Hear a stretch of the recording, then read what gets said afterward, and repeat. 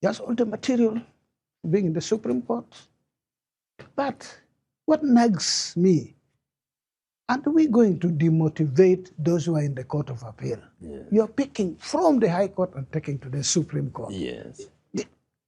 Something is not right because we are going to have problems. It's not illegal? No, it is perfectly okay. But nothing it's wrong. The ethics of it. But you see, at times there's a clash between legitimacy Yes. and legality. Yes. And you rather pick legitimacy. Yes. Yeah? Over legality. Oh, yes. It's safer to pick legitimacy. It's a legitimate thing to do this. At this time. And the consequences Can thereof. you justify it? Yes. So, then, Justice Ogola was tasked to come and speak to me. Can I accept? He said, but sir, I told you that I was even surprised that you're asking me to go to Supreme Court and not Court of Appeal. I said, oh, you're okay with it? I said, please. Then I was never interviewed for the Court of Appeal since I passed to go to the Supreme Court. I was now put for the Court of Appeal. But it took me 1 year to go to the Court of Appeal because I was handling the Kampala bombing case, the 2010 bombing case. Absolutely. So it took me 1 year with the disruption of the killing of the lead prosecutor, John Kagezi. Then when I finished 2016, I finished, then I joined the Court of Appeal. I was the most junior in terms of when you joined the Court of Appeal. But in terms of my seniority as a lawyer, I was high up there. Yes. Really, really high up there. And then the other experience you talked about, Constituent Assembly, Parliament, member of the executive, which is such a rich experience. Yeah, it really, really changes your outlook. So I went there. February, I am approached. People who say, look, for us, Justice Kavuma is leaving in September. I said, I thought he's leaving next year, 2018. He said, no, he's leaving, And we're looking around, and your name has repeatedly come. Yes. Who are these who are speaking about me? I said, no, please, your name has come. So we want to discuss because this is our country. So we make discussion, and would you be willing? So I said, this is for Deputy Chief Justice. Yes. Is it on merit? Will I not be arm twisted? And I want this to go on record. And the fellow will listen to this interview and laugh and call me and say, you man. But I'm not naming him. And his colleagues, I'm not naming him. But these are people in town. Oh, you don't know how powerful they are. You don't even know they wield power with their colleagues. Somebody has said that, quiet. that power in Uganda is hidden in places you least suspect. I have that experience. So it is actually because you cannot be arm twisted. That we are considering. One, no foreign interest can move you against your country. These are positions I never, like, become a High Court judge, I never lobbied. Because I didn't even know. And then to become Deputy Chief Justice, it was not in my mind. I just enjoyed writing judgments. I really, really enjoyed writing judgments. Something which these administrative positions have really denied me. Because me, I want to sit and write judgments. And I get disrupted. And we just have about 5 minutes. So when my predecessor was now going to retire, I was now in, sit down, but now I am. So they asked me again. The same person, this one, there were 3. Who do you think can be the best successor of Bart Katoreba from the judiciary? I said, how can you ask? Of course, it is me. I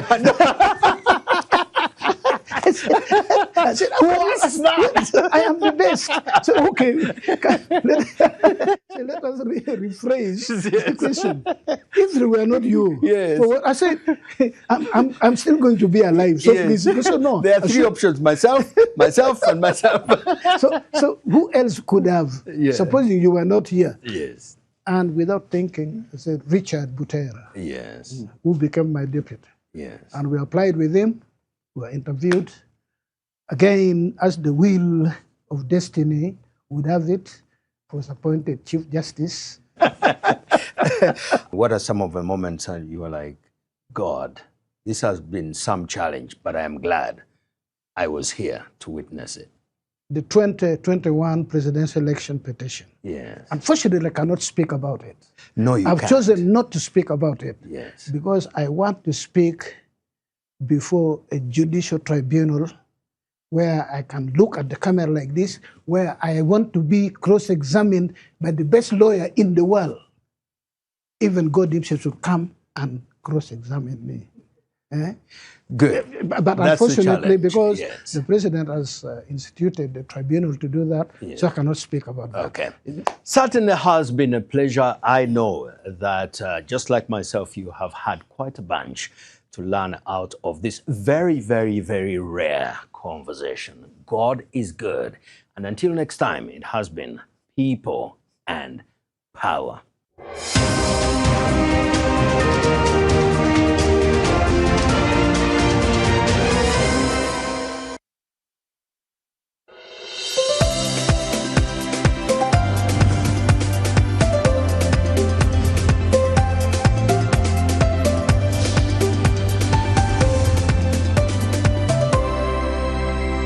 NBS. Always. Up next. Brought to you by Rock Boom.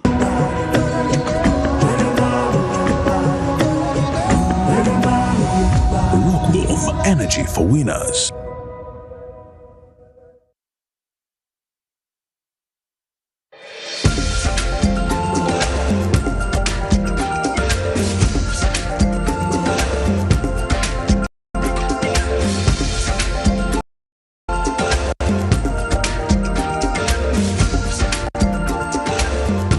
NBS Live at 9.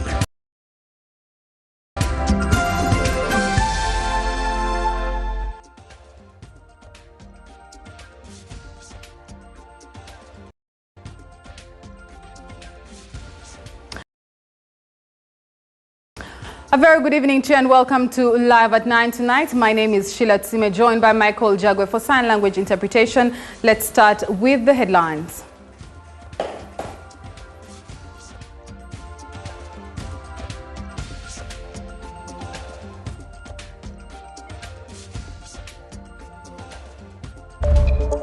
In the news tonight, But I can also serve at the lower level. trading presidential ambitions for parliament seats. We look into the shifting opposition strategy. Is cast in a stone, particularly where bread meets money. When you're challenging power, so many things must happen, and your approach, strategic approach.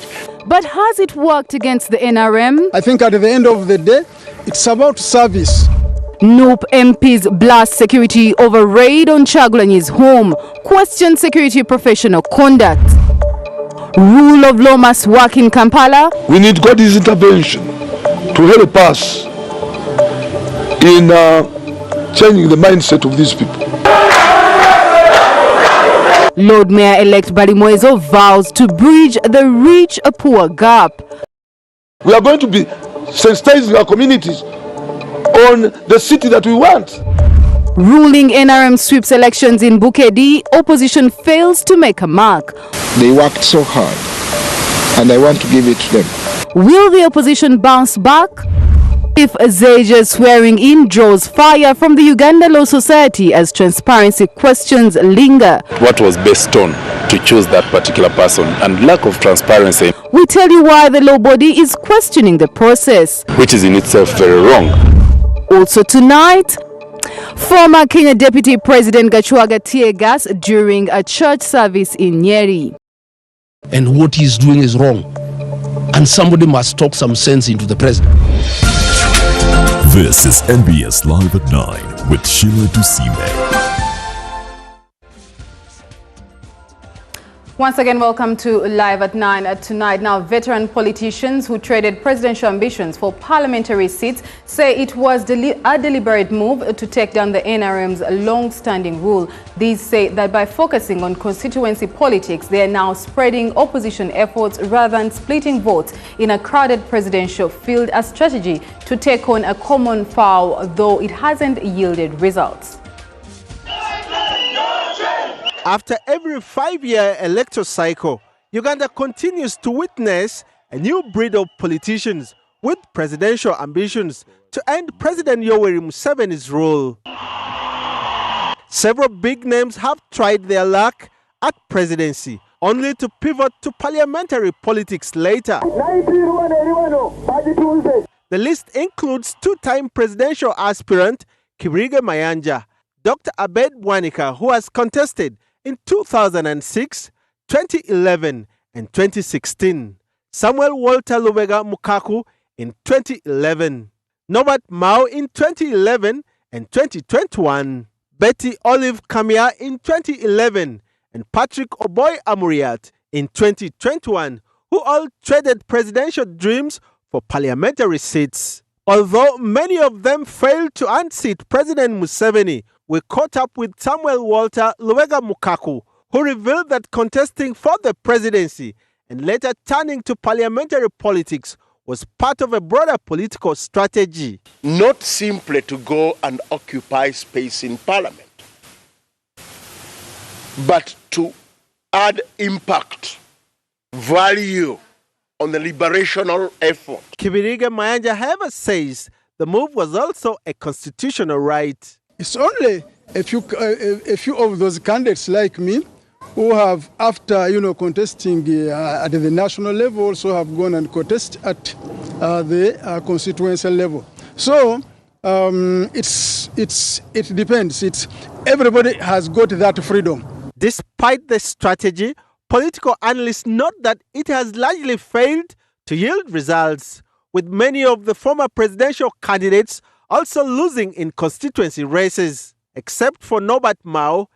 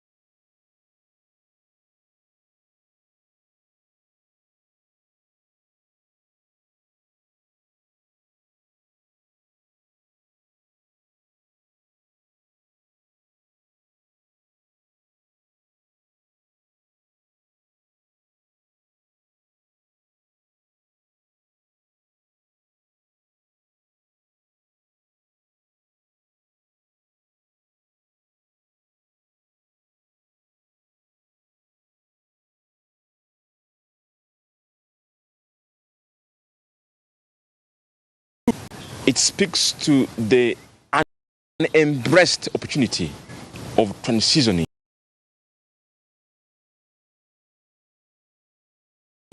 And I think they have been used to having a people whom can be represented. But also in the electoral circles, the constituencies are the most powerful spaces where people go to the parliament. And I think from the parliament, people have a bigger sense of clarity on how to be better enabled in being representatives of the constituents, but also representatives of people who trust them and can rely upon them.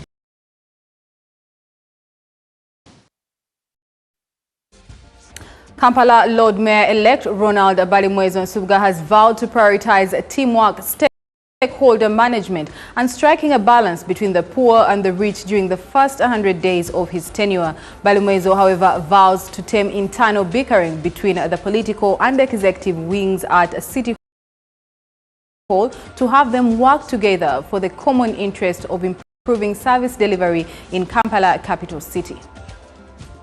Ascending to the post of the Kampala top seat, the Lord Mayor-elect Engineer Ronald Balimwezo has pointed out his would-be priority in his first 100 days once he gets into the office after swearing in May. Some of our people don't love their country, don't love their city. And perhaps we need God's intervention to help us in changing the mindset of these people, for them to appreciate that Kampala actually is their capital city, the sitting room of Uganda, the economic hub that needs a little more attention. Engineer Balimwezo says engaging all stakeholders to have a picture of the Kampala they aspire to live in will be top of his list in his first 100 days. We should sensitize in the first 100 days. We are going to be sensitizing our communities on the city that we want. And believe me, some of these you don't even need money. He says that Kampala has been experiencing a mismatch between rule of law debate and actual enforcement.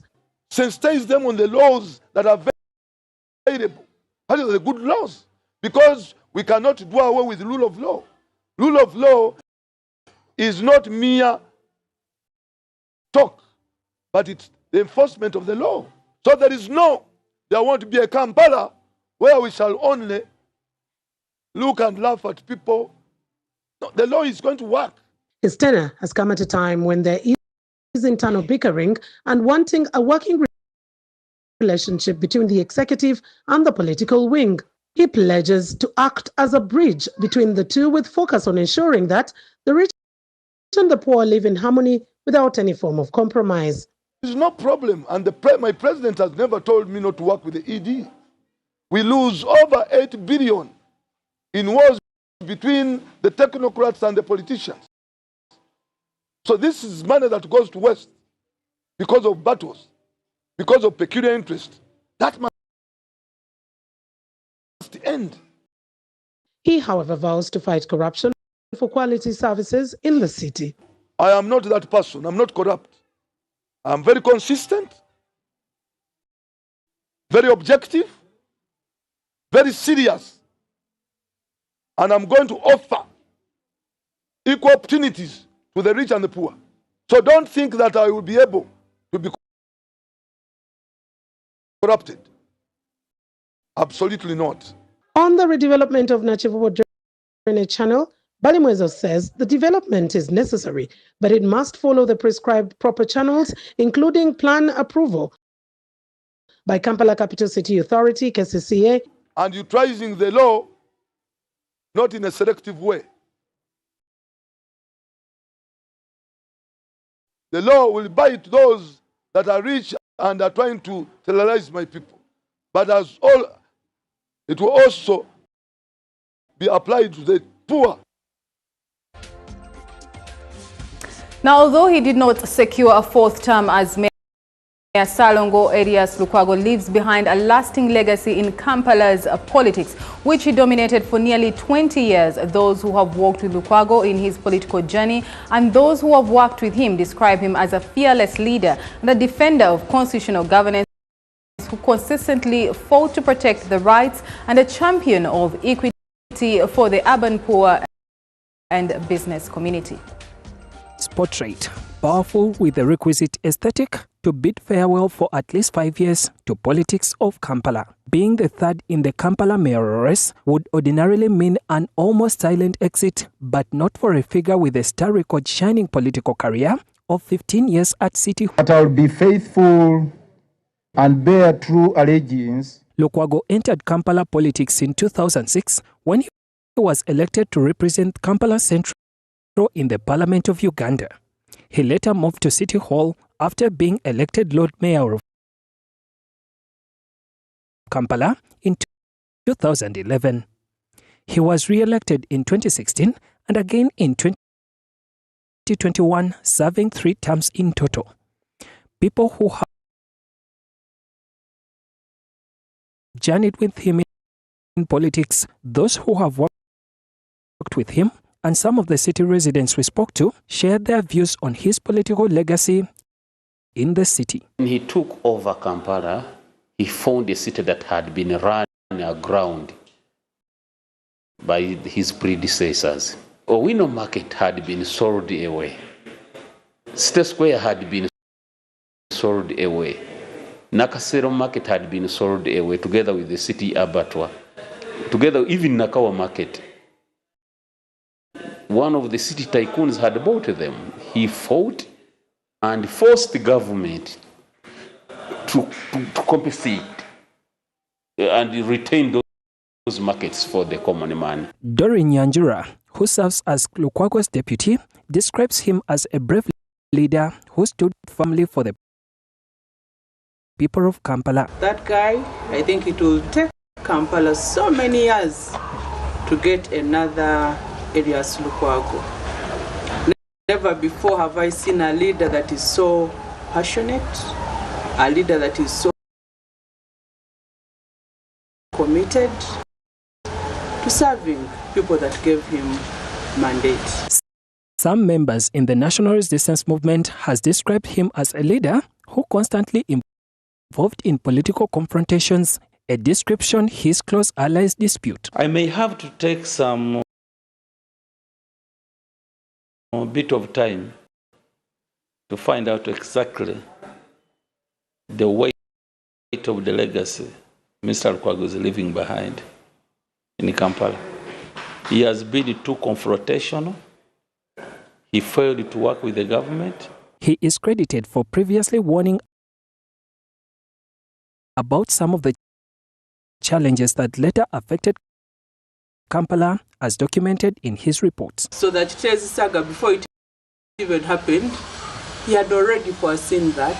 He had already written reports, warned the technical team and said, you people, a catastrophe is bound to happen. Street vendors told us that they valued Lukwago's leadership, although they noted that some of the issues affecting them remain unresolved during his tenure.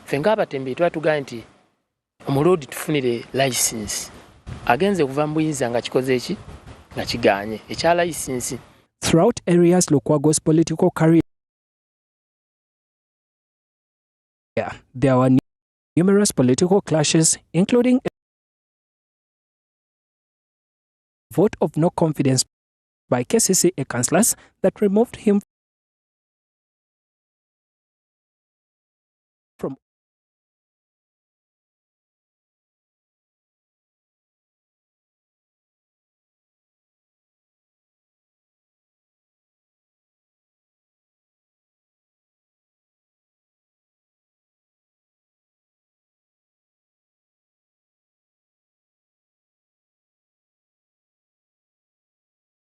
service delivery, and people appreciate.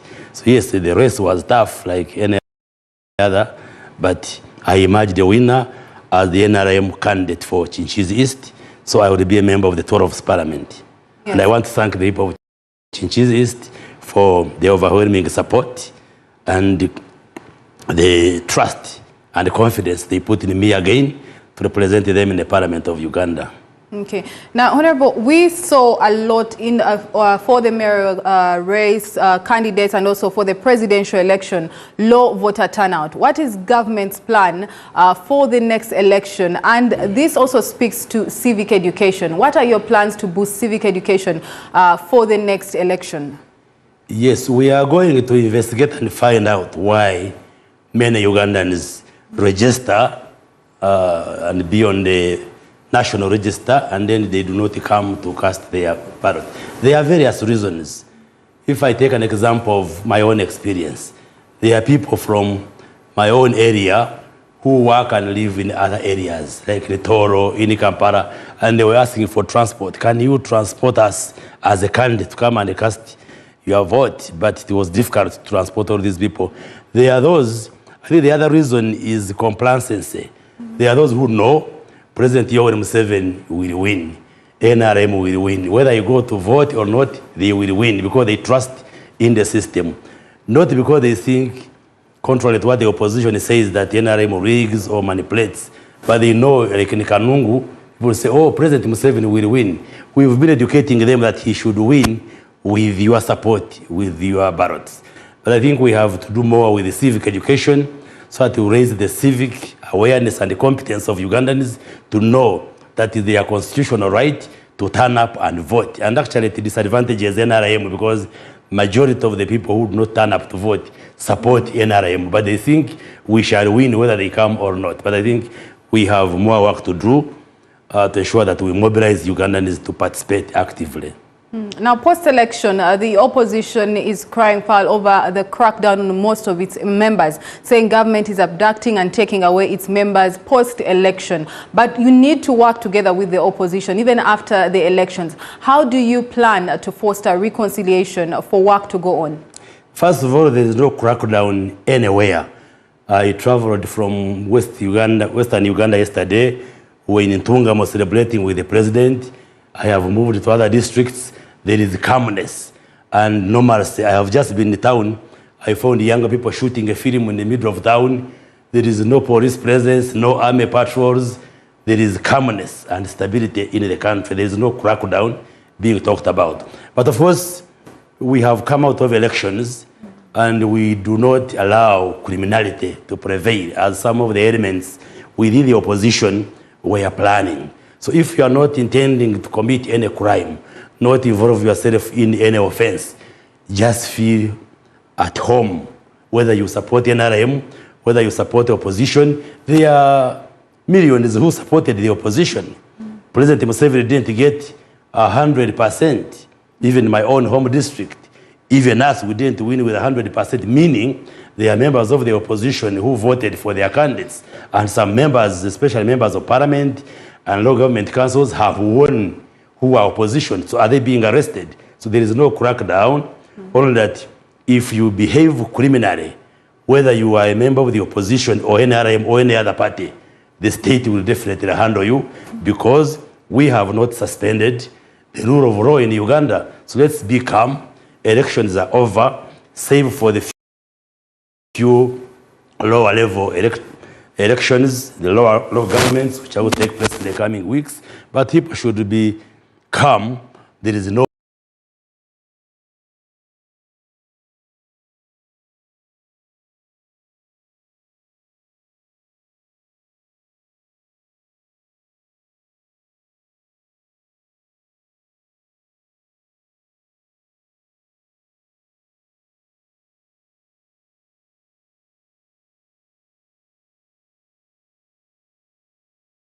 where the mayor, who is Noop, has won convincingly and defeated NRM candidate. Has he been arrested?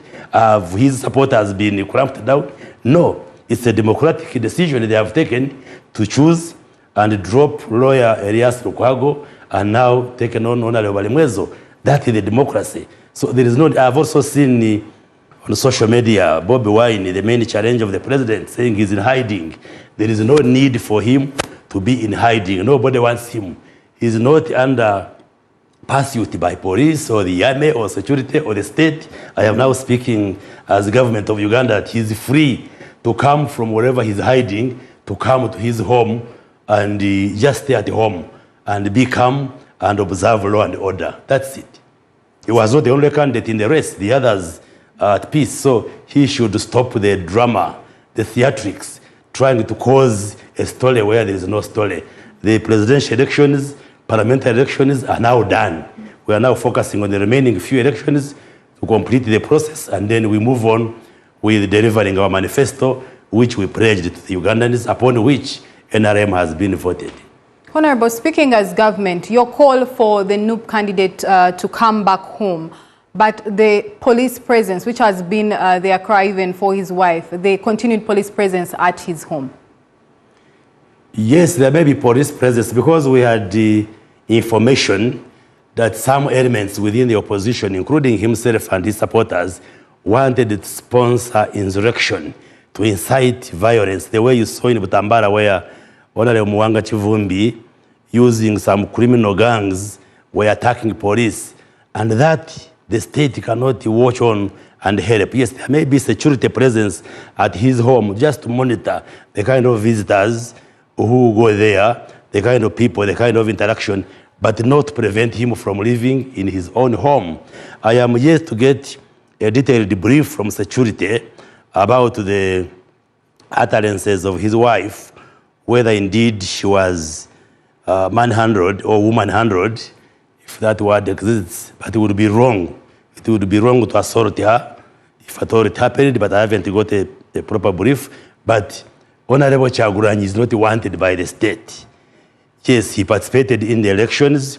He had security protection during election as a candidate. Why didn't we arrest him?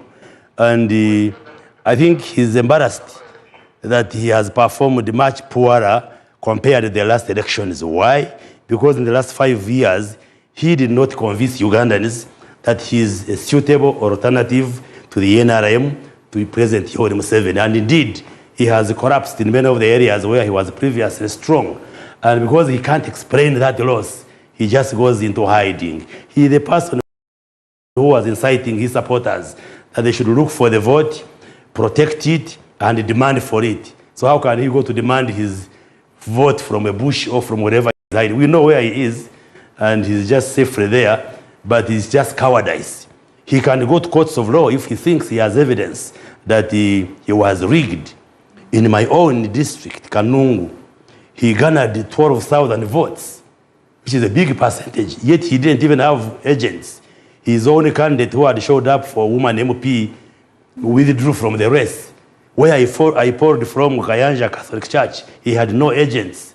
But in the many polling stations where he got some few votes, we counted them and they were declared.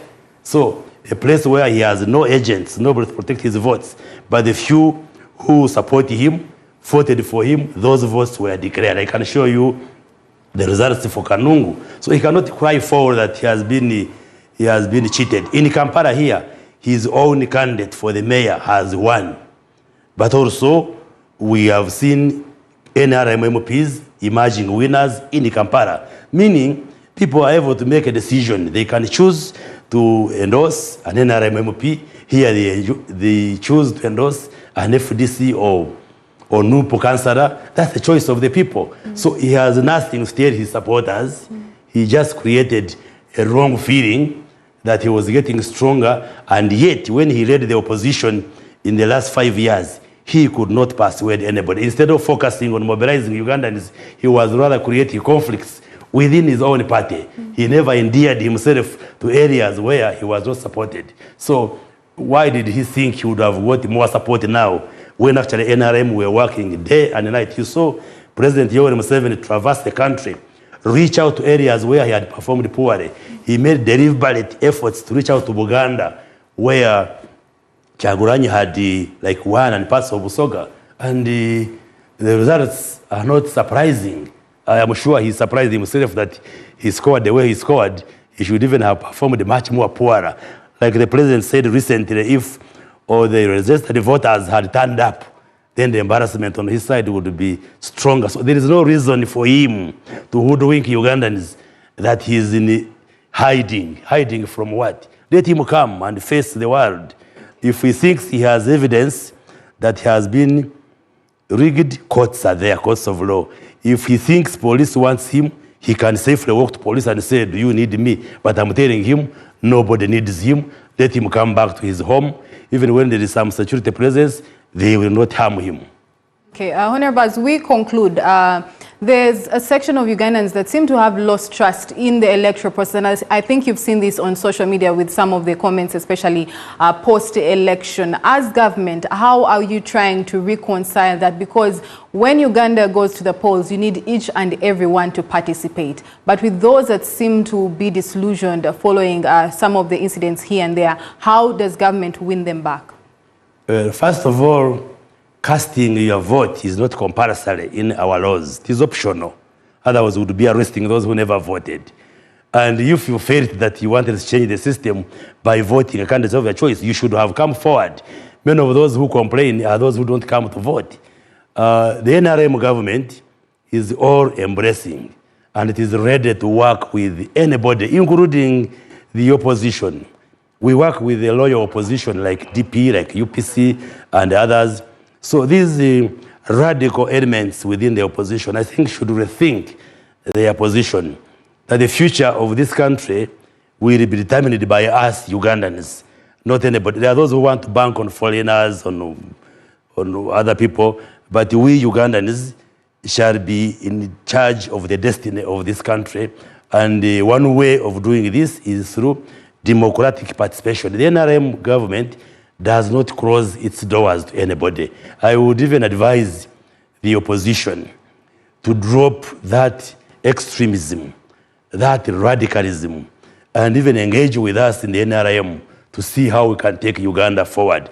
President Museveni has never shut doors to anybody. That's why you find the President General of DP is a government minister, now has been elected as an MOP. The UPC is part of the arrangement in the government here. So the problem are those who want to propel that position of extremism, of radicalism, inciting the public. But Ugandans are not fools, if I can use that word. They know some may have their own disillusionment with the government, with the state, but I don't think they are interested in causing mayhem. We have seen countries like Libya, which have gone into ashes. We have seen countries like Sudan, which have gone into ashes. And the majority of Ugandans, even when they do not disagree with NRM, I don't think they would want Uganda to go that way. So we have open hands and welcome, and we shall promote dialogue, reconciliation to those who would want to engage with the NRM government. So we are not stone-hearted. We are there. Parliament is going to be constituted. It has the opposition. If you have any constructive ideas which we think can take Uganda forward, please bring them forward. Bring them forward, and we are ready to work with anybody. Okay, thank you very much, Dr. Chris Bariomusi. They are speaking about government's position post-election. Now, moving on, the National Resistance Movement has tightened its grip on Bukedi sub-region following the just concluded parliamentary and local government elections, beating opposition political parties across the 7 districts of the sub-region. The ruling party swept nearly all elective posts, with only a handful of independent candidates breaking through. Analysts attribute this to the strength of NRM's party machinery and the rising influence of individual candidates. The just concluded parliamentary and local government elections have once again confirmed the National Resistance Movement's dominance in Bukedi sub-region, with the opposition failing to secure any political position. Across the 7 districts that make up Bukedi, the NRM swept nearly all elective positions, including parliamentary seats and district chairperson posts. Out of the 29 members of parliament elected from the sub-region, 25 came on the NRM ticket, while 4 emerged as independents. Political researcher and Kabweri County MP-elect Dr. Patrick Wakida attributes the NRM victory to strong party organization and mobilization. For the first time, NRM itself the NRM secretariat was very organized. They worked so hard, and I want to give it to them. They activated the party structure right from LC1, and you could see them working. Dr. Wakida also believes the success of the independent candidates points to the growing influence of money in politics, alleging that well-funded candidates enjoyed support from security agencies. Either the incumbent had more money in this election. That's number one. Number two, if the incumbent had more influence on the electoral officers and the security. Tororo Independent Woman MP-elect Angela Okoth, however, says voters are shifting away from party politics and focusing on individual leadership and message. I'm an example. For me, it speaks to the fact that the people resonate with the message and the person more than the party. In the outgoing parliament, Bukedi had at least one opposition MP, but that seat was lost in the 2026 elections. Political analyst Moses Chibanga says voters may have compared service delivery under opposition and NRM leadership. This time round, people could have thought of trying to abandon the old record, the old status quo, now to change to NRM, which is moving closer to service delivery. The 2026 elections outcome in Bukedi highlights a political landscape where opposition parties continue to struggle for relevance, while individual influence and party machinery remain decisive factors in electoral success.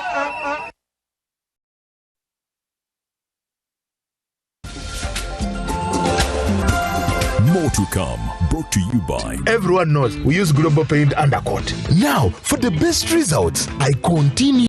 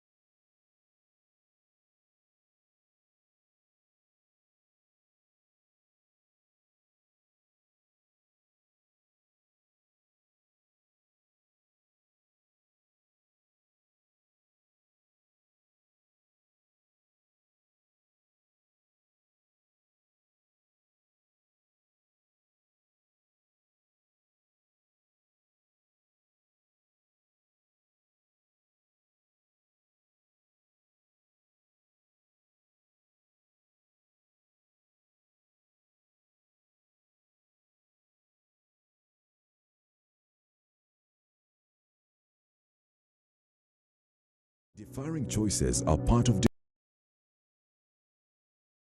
democracy.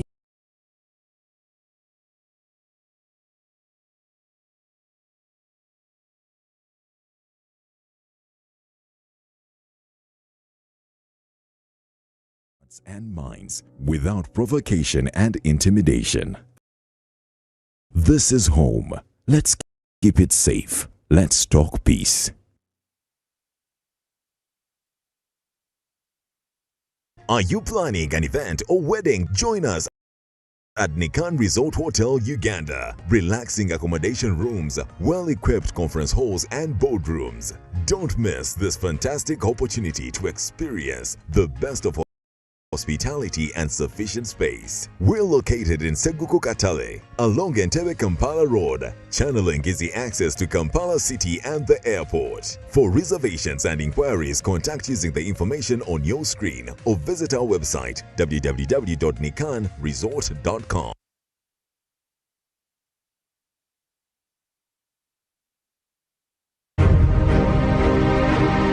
Buy genuine Decra roofing tiles, the original stone-coated alu zinc steel roofing system from New Zealand. Choose from Heritage, Milano, Shingle, Shake and Classic profiles with a variety of colors and a 50-year warranty. Only available at Depot Uganda. Telephone 0776 898 888 or 0758 853 285. Depot Uganda. Tried, tested and trusted.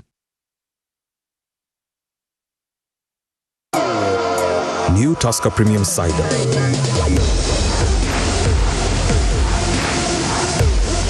Crisp, delicious apples crushed and blended to create a unique taste explosion.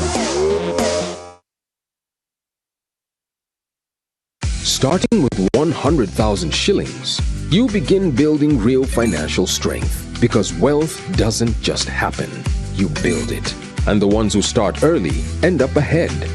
Every deposit, every month, every little increase. This is how your money grows into wealth. Put your money to work with the experts at SBG Securities. Partner with us today on your investment journey. SBG Securities. Keep growing for you, for them, forever. You will always know when you're in the presence of the finest. It's like time slows down, just enough for you to feel everything in full flavor. Just Malt Lager. Alcohol is not for sort of persons under 18. Please drink responsibly. You see, I've been a painter for almost 4 decades, and I have found Global Paints to be very reliable. First, everyone knows we use Global Paint Undercoat. Now, for the best results, I continue with Global Paints products. I go for Silk Vinyl when it comes to the interior. Then Global Matte for the ceiling, and when it comes to weatherproof, I go for Global Weather Coat Emulsion. With that one, the house will never peel. Now, there you have a sparkling, magical-looking house. And then the client is very happy. He recommends me to another person, who recommends me to another person, who recommended me to come and do the advert. Global Paint, a reliable product.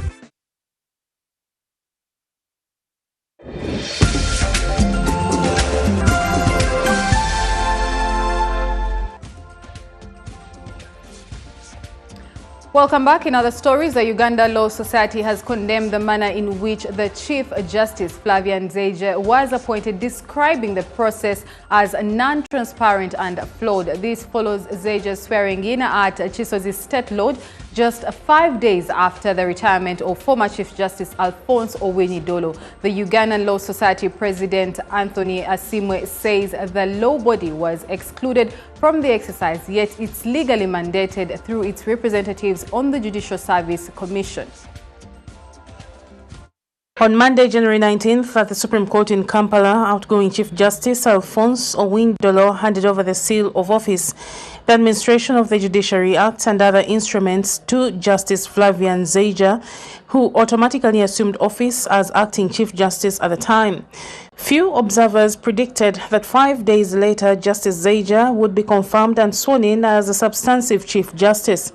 The handover was in the coming days, followed by parliamentary vetting, formal appointment and swearing in, quick succession developments that have shocked the Uganda Law Society, which now describes the process as rushed and suspicious. Appointing a person in that office should be a transparent process where we know which people have applied, how have they been selected, which names have been forwarded, and what was based on to choose that particular person. And lack of transparency in this process leaves a huge gap.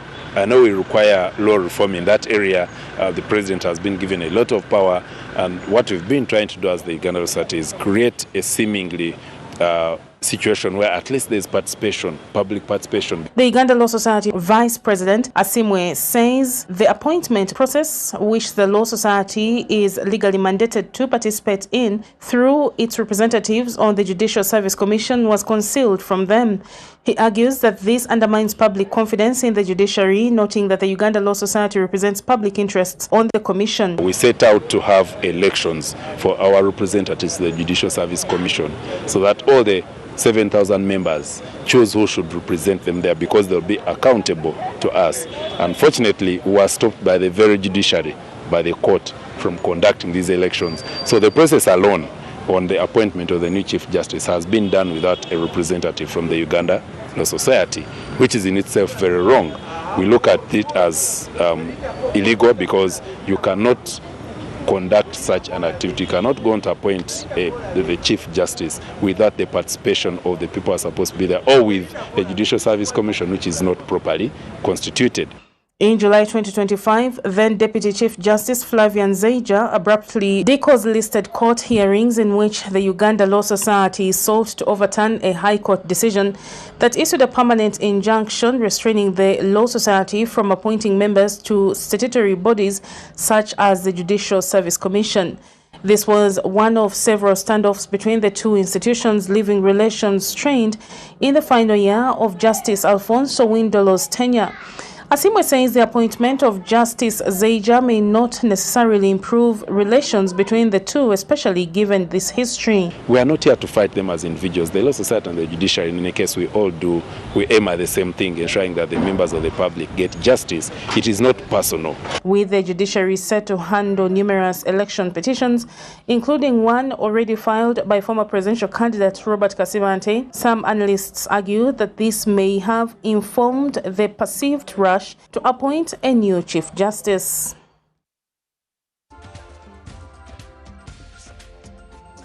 The Forum for Democratic Change Party President Patrick Amuriat Oboy has raised concern over the delayed rehabilitation of cattle restocking program by government in Teso and Acholi sub-regions, saying the delay has worsened poverty among affected communities. Speaking in Angora, Amuriat questioned government's commitment to the program, noting that funds were earlier promised before elections but have not reached the intended beneficiaries. However, the Minister for Northern Uganda Rehabilitation, Kenneth Omona, dismissed claims of delay, assuring communities that funds for cattle restocking are already available. Hope was high across Teso, Lango and Acholi sub-regions when the government announced plans to restock cattle as part of the post-conflict rehabilitation and wealth creation efforts, a move many residents believed would restore livelihoods shattered by years of poverty and insecurity. However, that hope is now turning into concern, with the Forum for Democratic Change Party President Patrick Amuriat questioning the delayed implementation of the program. And we're told that this money, the funding for this, would be before the election. Was this a gimmick to hoodwink the people of Teso, Lango and Acholi? The FDC leader also highlighted the economic hardship faced by communities in Teso, saying many residents are too impoverished to repay loans under the parish development model. Our people in Teso particularly are not paying back PDM. These people are impoverished people. They have already used this money for medical treatment, for school fees for their children, and for trying to bring up their household. Amuriat further extended similar concerns to Lango and Acholi sub-regions, describing widespread poverty and urging the government to reconsider its approach to recovery of wealth creation in post-conflict areas. In a response, the Vice President Jessica Alupo, who is the chairperson Rehabilitation Committee for Teso, assured the public that she will notify or write to the President about it. However,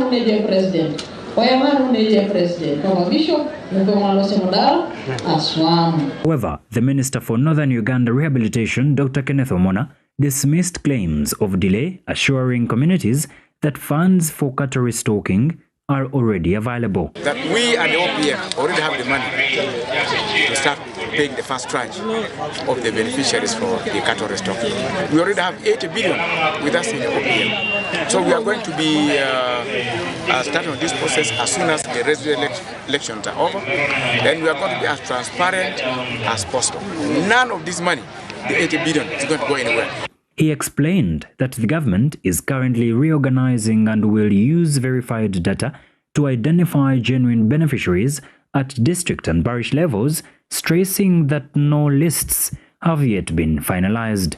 Omona also revealed that Teso is among the beneficiaries of NUSAFO in addition to other wealth creation initiatives, and pledged transparency in the implementation of the cattle restocking program. We have successfully got money again for the NUSAFO, and Teso is one of the beneficiaries of NUSAFO. The government says the cattle restocking program will run for 5 years as part of broader efforts to promote economic recovery and transformation in northern and eastern Uganda.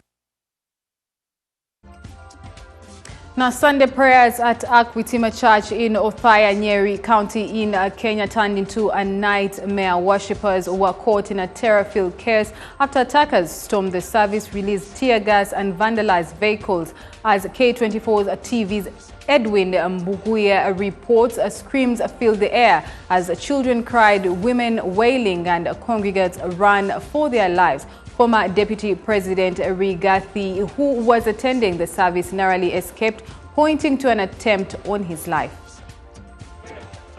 What began as a peaceful church service quickly descended into terror.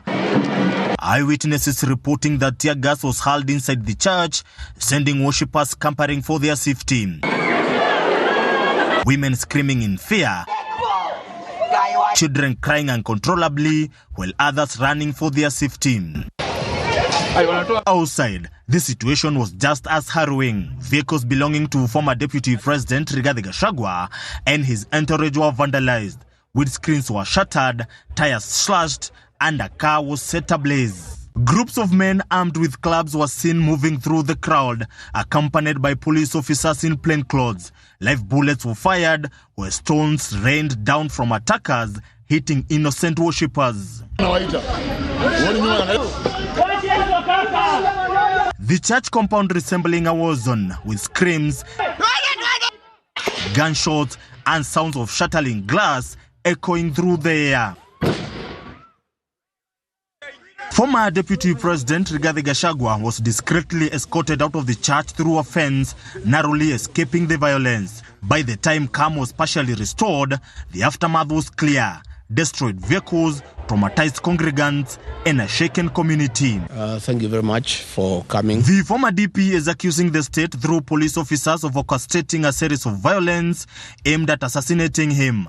And despite reporting the matter, no action has been taken. I want to ask the Chief of Defense Forces, the IG, the Director General of NIS, to sit down President William Ruto and tell him, and what he's doing is wrong. Gachagua is calling on the international community to intervene and monitor closely the atrocities being committed to the opposition. Please, Kipchumba Murkomen, don't play around with the minds of Kenyans. Just make a decision. If you want to make this country ungovernable, well and good. Interior Cabinet Secretary Kipchumba Murkomen has condemned the attack in his statement. So what are you telling us you have asked the IG to investigate? You cannot investigate yourself. This is a government attack, well known to Kipchumba Murkomen. Stop pretending that you are shocked that a church can be attacked. Gachagua has on several occasions found himself at the center of controversies after security agencies fired tear gas at public gatherings where he was in attendance, including church services, funerals, and political rallies. Sunday's incident is now the 7th of the attack that began November 28, 2024, during a funeral service in Kiambu County. I am undeterred, I'm on board, I'm not intimidated. We shall continue with the journey to liberate this country. Edwin Bugwa, K24. Former candidates in Kashari South constituency are crying foul over alleged irregularities in the January 15th polls. They are pointing fingers at security personnel, claiming they helped rig the vote. Despite their disagreement with the outcome, they are hesitant to take their grievances to court, citing a lack of faith in getting justice. Much as the 15th January polls were calm and violence-free in most parts of the country, in Kashari South constituency, Mbarara district, the story was different according to those that participated. Because there's too much vote rigging. One of the 4 candidates that contested for Kashari South constituency on independent ticket, Harriet Rwamashonje, protested the outcomes, citing alleged irregularities. That's why I said we opened a bucket and they count them. I opened the bucket, I said you have to count these votes. So we pulled in the exchange of pulling, fighting to obstruct them from dropping in more votes for JB. They got torn and I was arrested. Rwamashonje accuses some of NRM leaders in the district of facilitating and frustrating their support with the help of security. And the Electoral Commission, that please, the system is collapsing because of the bad people you deployed down. No, the increasing thinking in the population is that it is not the one who who really votes, but the one who counts the vote is the one who matters at the end of the day. Retired Colonel Jackson Kakuru, another candidate in the Kashari South race, reveals that besides ballot stuffing, some families were blocked from going to polling stations and given money, especially if they supported independent candidates. People were paid. They would go to a family which has 6 people and above, 1 million. Don't go to a polling station. Because they are not sure if these people go to a polling station, some people may skip and vote the person they do not want. They give you money, they give you somebody to escort you, to go and vote for you. He's the one who picks for you. Speaking to NBS in a phone interview, William Tuinamatsko, the Mbarara District Returning Officer, refuted the allegations but confirmed that one of the candidates was arrested for interfering with the elections. All polling stations voted and I got results back in the evening. I didn't have any challenge. Only that one of the candidates wanted to interrupt with the counting and she was arrested. So the trend of elections in the country, if it is continued like this, then people will just stay away from voting. They would remain in their homes because it doesn't make sense. The Thursday 15th polls saw NRM's retired Captain JB Tumsime Bamturachi win Kashari South constituency in Mbarara district.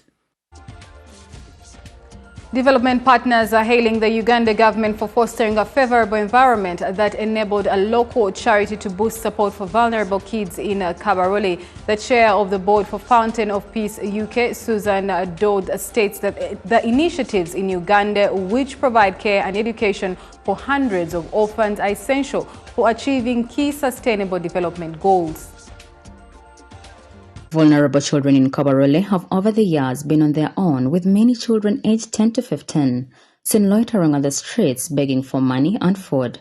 Some engage in casual work and at times they are not paid or are paid meager wages.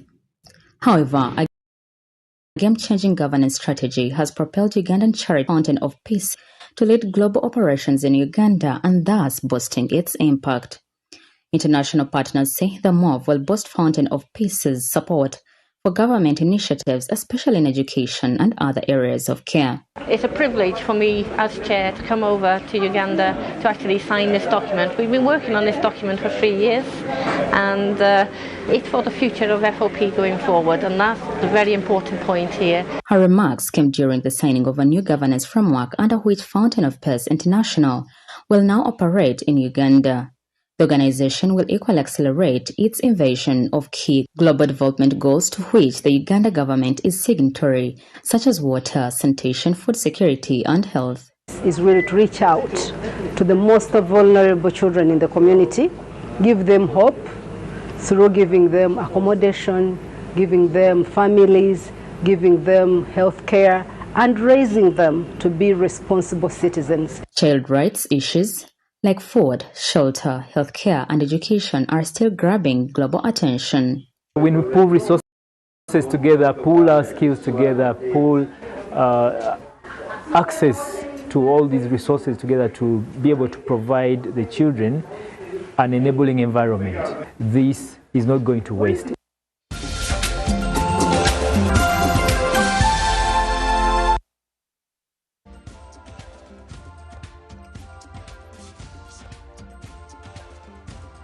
In our top stories tonight, Noop Wakiso MP's blast security over raid on Chagulani's home, and Lord Mayor-elect Balimwezo insists rule of law must be maintained in Kampala. Former Kenya Deputy President Gachagua tear gas during a church service. Now Live at 9 takes a short break and we'll be back with more stories.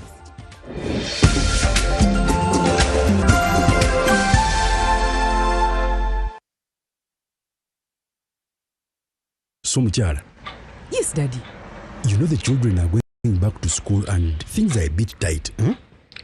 For now, why don't you take half of the fees to junior school, and for the school van contribution, we shall pay later.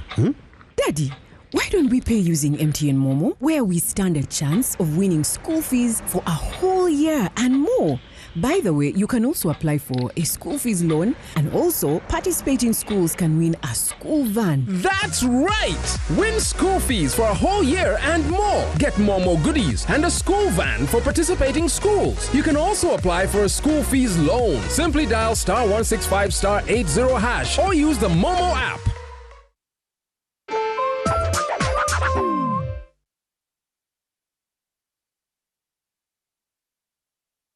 Be classic by turning every wash into freshness with Classic Detergent Powder, the high-performance washing solution for all your laundry needs. Toughest on stains, gentle on your hands, and keeps your clothes looking fresh and bright. Enjoy the long-lasting freshness of lavender and lily fragrances. Classic Detergent Powder is affordably priced, giving you unbeatable quality at a price you will love. Customer formulunji, byara mu class ng'okozesa sabuni waffe owobuwunga Classic. Genda ku dduuka lyonna erikuli okumpi oba supermarket osabe Classic Detergent Powder. Classic Detergent Powder, experience a burst of freshness. Distributed by Chopper General Enterprises, located at shop number 3, Rafik Building, Chikovo, Kampala.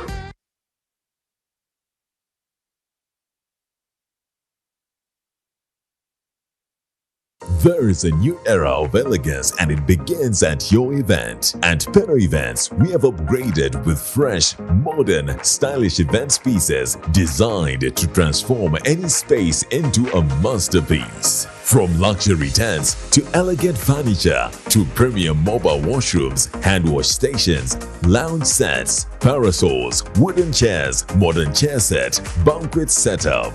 Peno Events. Safe, reliable, stylish. Book now.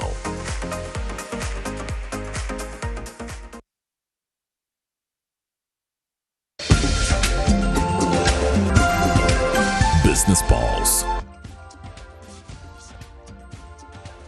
In business tonight, Inspire Africa Coffee Chief Executive Officer Nelson Tugume is charting a bold new path for Uganda's coffee industry. One, he says, will go beyond value addition to delivering a premium coffee experience. As President Yoweri Museveni toured the Africa Coffee Park in Ntungamu, Tugume revealed plans to position Uganda as a destination for coffee tourism, saying the future of the sector lies in experience.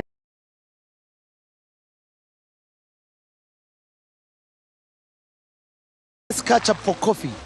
It's an energy, and therefore you need to ensure that you create that experience through what you call coffee tourism. Many people want to come to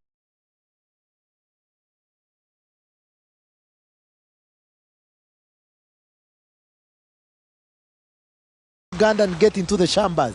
They have never seen a coffee plant anywhere. We need to build brands like how you can see Nescafe, how you can see Starbucks, how you can see Hugo Coffee.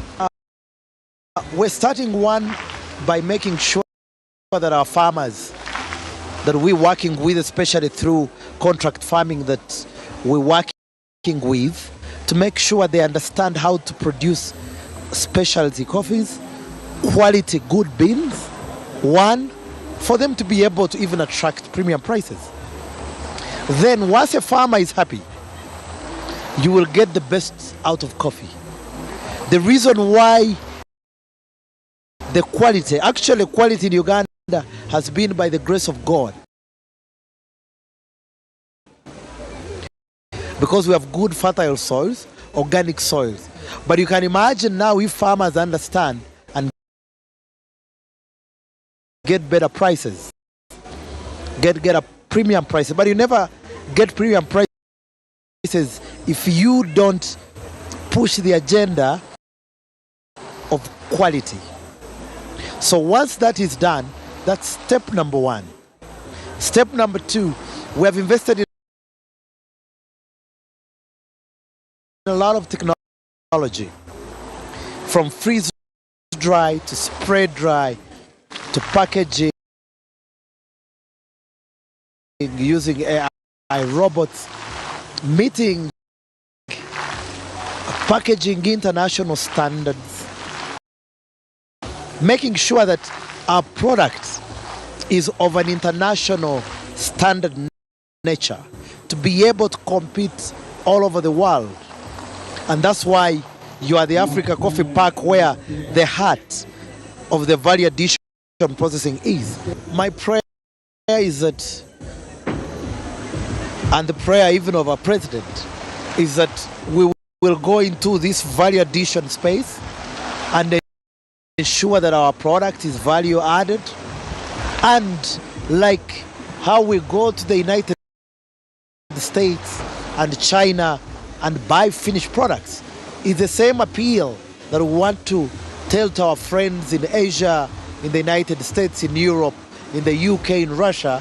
Is Nelson Tugume, who is the leader and the founder here at Africa Coffee Park, and of course he's doing a lot to ensure that he redefines how coffee is being made and consumed in this part of the world. My name is Edgar Matthew Karuhanga. Back to you at the command center.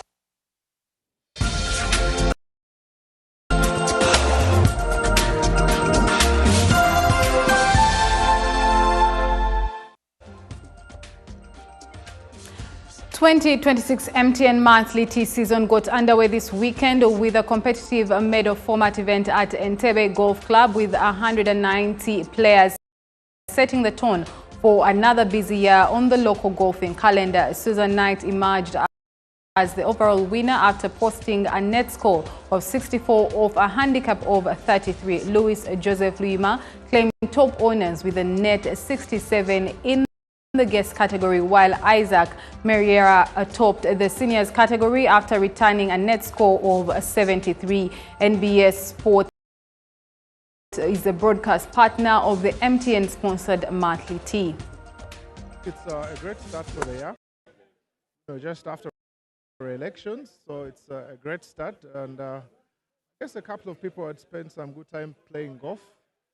I struggled personally, but yeah, happy to be here, happy to be back, and happy to have a fresh start for golf for MTN. I'm one of the winners of the day. I carried my win from 2025 as the fifth position, the order of merit, and on the day's win today, I came runner-up Group A with a 73 net, which is awesome, and yeah, I'm happy to be here. I'm the reigning champion from last year. I'm glad to be here to have won today the monthly mag for the MTN Group C men. At my age, I'm happy that I'm enjoying the game, and I'm grateful to MTN to have sponsored this tournament tonight. The National Council of Sport has assured Ugandans that preparations to host a successful AFCON 2027 tournament are already underway. Dr. Bernard Patrick Ogwal, the NCS General Secretary, says the Akibua Stadium has been added to Nambole and Hoima Stadiums earmarked to host the tournament, while UPDF Engineering Brigade has already undertaken construction of training grounds. The AFCON 2027 will be co-hosted by Uganda, Kenya, and Tanzania. So with a chance to pull something back to Rogers Mato. With the experience of hosting CHAN August last year, where Uganda was rated high, as a country, we only think that what we did not do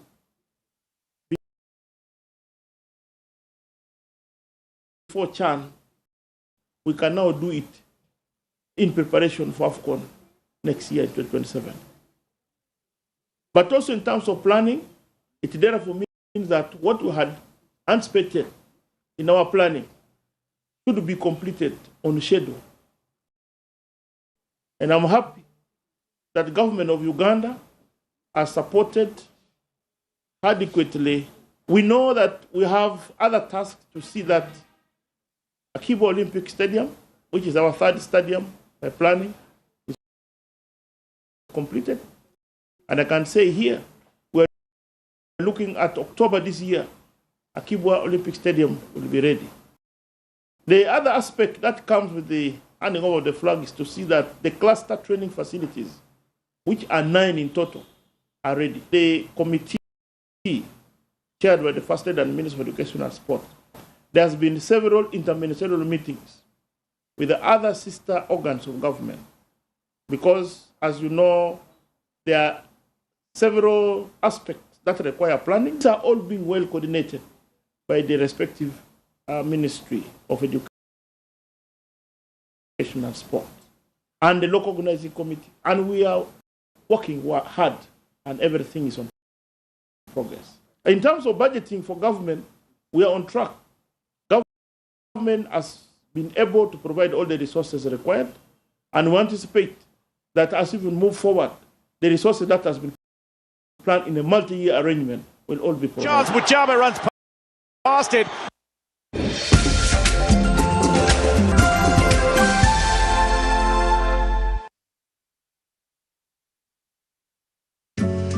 Looking for a vacation of a lifetime? Cross the equator and discover Pineapple Bay Resort. Enjoy exceptional life's luxuries. Spend quality time with family, friends, or even that special someone. Get in touch with nature with our range of outdoor activities. The calming tranquility of water, breathtaking views, moving memories around campfires. It's all here. Plus, a club experience like no other at Pineapple Bay Clubhouse. It's a whole vibe. You can hire any of our 3 VIP cruise boats for groups of 10, 14, or 25 people. Or you can cruise out with swag on a luxury yacht for 12 people. Our premium boats are all safety compliant. Make your next vacay an all-round experience at Pineapple Bay, located on Bulago Island, right in the midst of Lake Victoria. Talk to us today. So, Muchara. Yes, Daddy. You know the children are going back to school and things are a bit tight. For now, why don't you take half of the fees to junior school, and for the school van contribution, we shall pay later. Daddy, why don't we pay using MTN Momo, where we stand a chance of winning school fees for a whole year and more? By the way, you can also apply for a school fees loan, and also participating schools can win a school van. That's right!